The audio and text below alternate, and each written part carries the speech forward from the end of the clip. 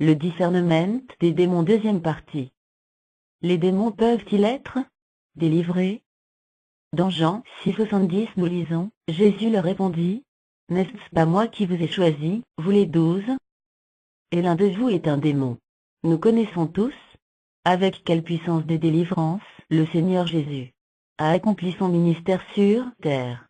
Tous ceux qui sont venus à lui avec des possessions démoniaques ont été délivrés. La question que nous pouvons nous poser est celle de savoir pourquoi Jésus n'a pas délivré Judas Iscario. La réponse est simple, Judas Iscario était un démon, et non pas un démoniaque. Il est important à ce niveau d'établir la différence qu'il y a entre un démon et un démoniaque. Un démoniaque, c'est une personne possédée de démons. Une telle personne peut être délivrée. Alors qu'un démon, c'est une semence de Satan, comme nous l'avons étudié. On ne peut pas transformer une semence de Satan en semence de Dieu. C'est pour cela que Jésus n'a pas transformé Judas Iscario en semence de Dieu en le délivrant. On ne peut donc pas délivrer un démon. Pourtant, des milliers d'hommes de Dieu passent leur temps aujourd'hui à faire ce qu'il appelle délivrance, en tentant par aveuglement de délivrer des démons. Combien ces pauvres pasteurs souffrent au point de transpirer. Certains crient jusqu'à perdre la voix, puisqu'on leur a appris que c'est en criant que le démon sort. D'autres font des délivrances en plusieurs étapes. Ils font la première étape, prennent un temps de repos, continuent un autre jour avec une autre étape, ainsi de suite. Qu'est-ce que ça fait pitié? Le manque de discernement est plus qu'une maladie. Conséquence sur l'évangélisation, l'ignorance nous fait perdre du temps, le manque de discernement nous fait souffrir pour rien. Quand nous comprenons bien cet enseignement sur le discernement, nous saisissons plus facilement le sens des consignes que le Seigneur nous a laissées par rapport à l'évangélisation. Matthieu 10:5-6. N'allez pas vers les païens, et n'entrez pas dans les villes des Samaritains, allez plutôt vers les brebis perdues de la maison d'Israël. Ce que Jésus appelle païens ou Samaritains ici, n'a rien à faire avec nous. Le Seigneur nous avait déjà dans son plan de salut. Il nous parle plutôt ici de ceux à qui, même si l'on prêchait l'évangile, cela ne servirait à rien. Matthieu 10:14. Lorsqu'on ne vous recevra pas et qu'on n'écoutera pas vos paroles, sortez de cette maison ou de cette ville, et secouez la poussière de vos pieds. Matthieu 15:24. Il répondit, je n'ai été envoyé qu'aux brebis perdues de la maison d'Israël. Marc 6:11. Et, s'il y a quelque part des gens qui ne vous reçoivent ni ne vous écoutent, retirez-vous de là, et secouez la poussière de vos pieds, afin que cela leur serve de témoignage. Luc 9:5. Et, si les gens ne vous reçoivent pas, sortez de cette ville, et secouez la poussière de vos pieds, en témoignage contre eux. Vous trouvez beaucoup de chrétiens aujourd'hui, y compris des pasteurs, qui passent des années à évangéliser les mêmes personnes. D'autres laissent, dans des églises pendant des années, des gens qui s'entêtent et refusent le baptême d'eau, en disant qu'ils veulent être patients avec eux. Ils vous diront que Dieu a parfois besoin de beaucoup d'années pour toucher le cœur de certaines personnes. Comprenez bien qu'ils parlent de leur Dieu, et non de notre Dieu. Notre Dieu a dit, mais vous ne croyez pas, parce que vous n'êtes pas de mes brebis. Mes brebis entendent ma voix, je les connais, et elles me suivent. Jean 10:26-27. À qui dans la Bible Jésus a passé des années à prêcher l'évangile attendant qu'ils croient? À quelle personne les disciples ont passé des années à prêcher l'évangile attendant qu'elles croient? Ceux qui sont de la semence de Dieu n'ont pas besoin d'années pour reconnaître la voix de leur berger. Ils ont juste besoin d'entendre cette voix.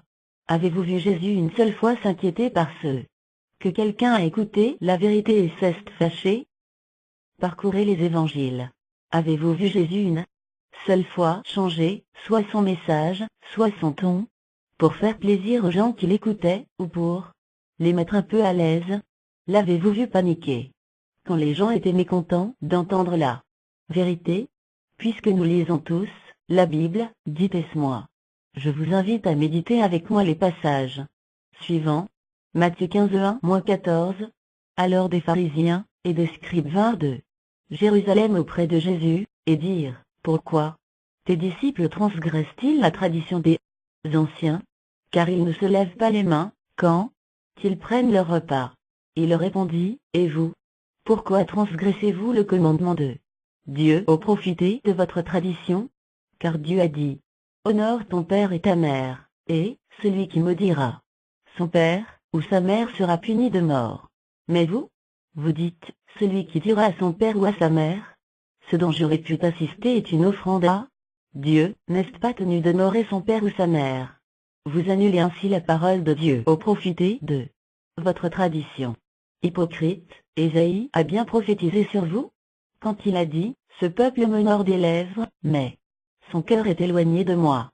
C'est en vain qu'il m'honore, en enseignant des préceptes qui sont des commandements d'hommes. Ayant appelé à lui la foule, il lui dit, écoutez et comprenez. Ce n'est pas ce qui entre dans la bouche qui souille l'homme, mais ce qui sort de la bouche, c'est ce qui souille l'homme. Alors ses disciples s'approchèrent, et lui dirent, sais-tu que les pharisiens ont été scandalisés des paroles qu'ils ont entendues? Il répondit, toute plante que n'a pas plantée mon Père céleste sera déracinée. Laissez-les, ce sont des aveugles qui conduisent des aveugles. Si un aveugle conduit un aveugle, ils tomberont tous deux dans une fosse. Matthieu 23h13-35. Malheur à vous, scribes et pharisiens hypocrites. Parce que vous fermez aux hommes le royaume des cieux, vous Y entrez pas vous-même, et vous Y, laissez pas entrer ceux qui veulent entrer. Malheur à vous, scribes et pharisiens hypocrites. Parce que vous dévorez les maisons des veuves, et que vous faites pour l'apparence de longues prières. À cause de cela, vous serez jugés plus sévèrement. Malheur à vous, scribes et pharisiens hypocrites. Parce que vous courez la mer et la terre pour faire un prosélyte, et, quand il est devenu, vous en faites un. Fit 50 de la GN 2 fois plus que vous. Malheur à vous, conducteurs aveugles, qui dites, si quelqu'un jure par le temple, ce n'est rien, mais, si quelqu'un jure par l'or du temple, il est engagé. Insensé et aveugle. Lequel est le plus grand, l'or, ou le temple qui sanctifie l'or? Si quelqu'un, dites-vous encore, jure par l'autel, ce n'est rien, mais, si quelqu'un jure par l'offrande qui est sur l'autel, il est engagé. Aveugle.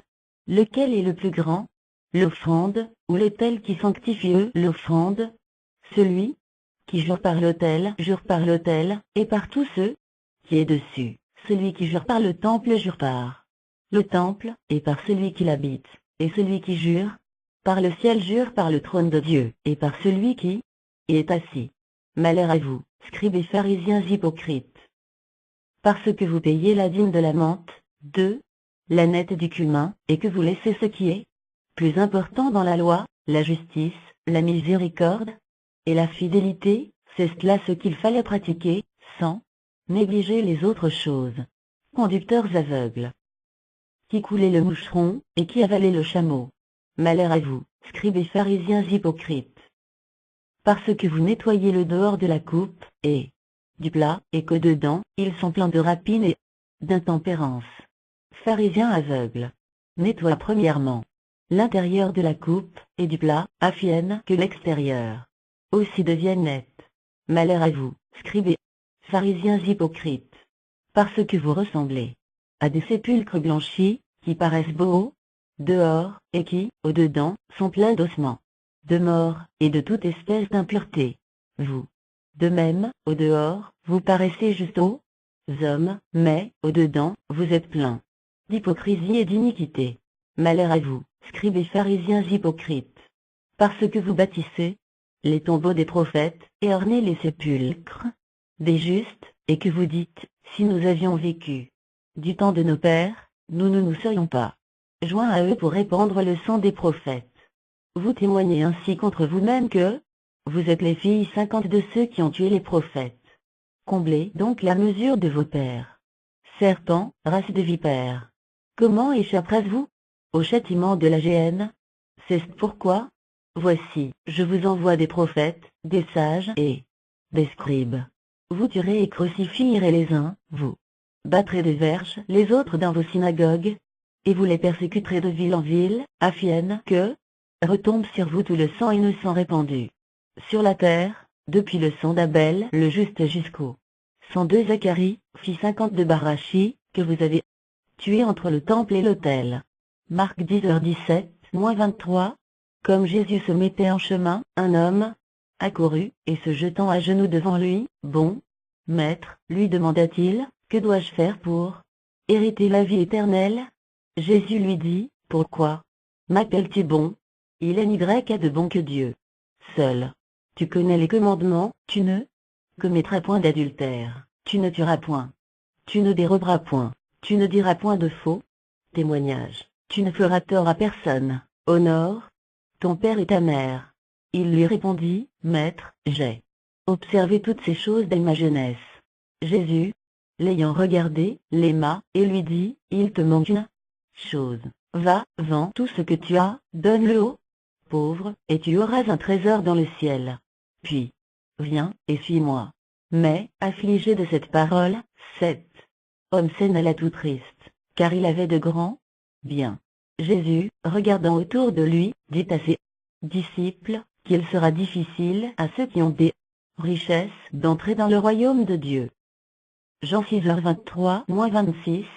Le lendemain, comme d'autres barques étaient arrivées de Tibériade près du lieu où ils devaient manger le pain après que le Seigneur eut rendu grâce, les gens de la foule, ayant vu que ni Jésus, ni ses disciples n'étaient là, montèrent eux-mêmes dans ces barques, et allèrent à Capernaum à la recherche de Jésus.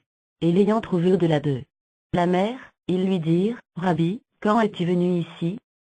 Jésus leur répondit, « En vérité, je vous le dis, vous me cherchez, non parce que vous avez vu des miracles, mais parce que vous avez mangé des pains, et que vous avez été rassasiés. » Jean 8h30-32, 37-47. Comme Jésus parlait ainsi, plusieurs crurent en lui. Et il dit aux Juifs qui avaient cru en lui, « Si vous demeurez dans ma parole, vous êtes vraiment mes disciples, vous connaîtrez la vérité, et la vérité vous affranchira. Point. Je sais que vous êtes la postérité d'Abraham, mais vous cherchez à me faire mourir, parce que ma parole ne pénètre pas en vous. Vous avez pour père le diable, et vous voulez accomplir les désirs de votre père. Et moi, parce que je dis la vérité, vous ne me croyez pas. Qui de vous me convaincra de péché? Si je dis la vérité, pourquoi ne me croyez-vous pas? Celui qui est de Dieu, écoute les paroles de Dieu. Vous n'écoutez pas, parce que vous n'êtes pas de Dieu. Comme vous l'avez constaté en lisant les passages ci-dessus, le Seigneur, quand il prêchait l'Évangile, ne suppliait pas les gens pour qu'ils l'acceptent. Il n'était pas surpris de voir plusieurs personnes rejeter son Évangile, et il ne s'inquiétait pas de voir les gens s'en aller en murmurant. Il savait que tous ceux qui étaient de son Père ne pouvaient pas rejeter son Évangile. Il savait aussi que ceux qui n'étaient pas de son Père ne pouvaient jamais apprécier les paroles de son Père. L'évangélisation était donc facile pour lui. Il ne souffrait pas inutilement, parce qu'il avait le discernement. N'oubliez pas que l'Évangile est un trésor. C'est en fait le plus grand trésor que l'homme peut avoir sur cette terre. Quand vous prêchez l'Évangile, vous ne devez donc pas donner l'impression à ceux à qui vous prêchez qu'ils croient pour vous. Ne leur donnez pas l'impression qu'ils croient pour vous rendre un service quelconque. Chacun croit pour son propre salut. Nul ne croit pour l'autre. Ceux qui veulent le salut doivent croire, et ceux qui veulent l'enfer sont libres de leur choix. Vous ne devez donc pas faire croire aux gens que vous leur imposez l'Évangile. Prêchez tout simplement, dans le but de donner l'occasion à ceux qui veulent se repentir, de le faire pour échapper au feu éternel. Retenez tout de même que personne n'est obligé de croire, et chacun est libre de faire de sa vie ce qu'il veut. La finalité, c'est l'éternité. Chacun assumera son choix dans les prochains jours. Et le Seigneur qui nous a créés, c'est que ses vrais enfants reconnaîtront sa voix lorsqu'on leur prêchera son évangile. Évitez donc d'imposer l'évangile à ceux qui ne le veulent pas, et ne vous séduisez plus en prêchant l'évangile aux mêmes personnes pendant des années, en croyant qu'il faut des années pour convertir un homme. L'évangile de Jésus-Christ est pour ceux qui sont de la semence de Jésus-Christ, et il l'accepte sans difficulté. J'ai suivi un jour un pasteur rendre un témoignage abominable, disant qu'il avait prêché l'évangile à une femme qui n'a pas voulu croire. Ensuite la femme était venue dans l'église, on lui a tout prêché, elle a toujours refusé de croire. Ils ont laissé cette femme dans l'église et l'ont encouragée chaque jour. Elle a fait 6 ans dans l'église, et finalement, après 6 ans, elle a cru. Et ce pasteur aveugle rendait ce témoignage pour se glorifier de ce qu'il était en train de faire un très bon travail en tant que pasteur. Voilà de la vraie séduction. Bien-aimés, je vous mets en garde contre ce genre de témoignage satanique. C'est de la pure séduction. C'est avec ce genre de séduction que ces pasteurs de Satan amènent les enfants de Dieu à croire aux bêtises. Dès que tu leur enseignes ce qui est écrit, ils te disent que tel pasteur ou tel homme de Dieu avait donné un jour un témoignage, que, pour eux, les témoignages passent avant la parole de Dieu.